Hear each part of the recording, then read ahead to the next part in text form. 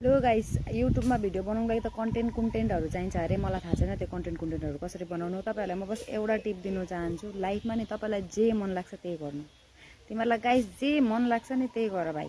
घरमा बस्दैछौ, एक्लै बस्दैछौ, चुप लागेर एक्लै बस। अगर तिमी त्यो चीजमा कम्फर्टेबल छौ, त्यो चीजले तिमीलाई खुसी मिल्दैछ, एक्लै बसिरहेको छ, दुनियाले भनोस्। म पनि किनभने म घरमा एक्लै बस्छु नि त। माइजू छ, माइजू काममा जान्छ, म दिनभरि घरमा एक्लै हुन्छु। मलाई मान्छेहरूले भन्छ क्या, बाहिर पनि निस्किँदैनस्, के हो तर अल्छी लाग्दैन, मान्छेहरूसँग यसो हाँस्नुपर्छ, बोल्नुपर्छ। किन बोल्ने, किन हाँस्ने? तिनीहरूलाई यो बताउनु कि मेरो लाइफमा के चल्दैछ। तिनीहरूलाई त गसिप गर्नुको लागि चाहियो नि।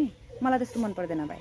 त्यही भएर भन्छु गाइस, तिमीलाई जे मनपर्छ त्यही गर, अर्काको कुरा नकाट, आफ्नोमा मस्त बस। मलाई बाहिर निस्केर घुम्नु मन लाग्यो भने एकछिन यो खोलातिर आउँछु, बस्छु, कि त यहाँ आएर बस्छु, बात खतम। म कोहीसँग बोल्दिनँ कि मान्छेले के भन्छ, यो मा घमण्डी छ, कोहीसँग बोल्दैन। मेरो लाइफ मेरो मर्जी भाइ, मलाई बहुत खुसी मिल्छ यसमा।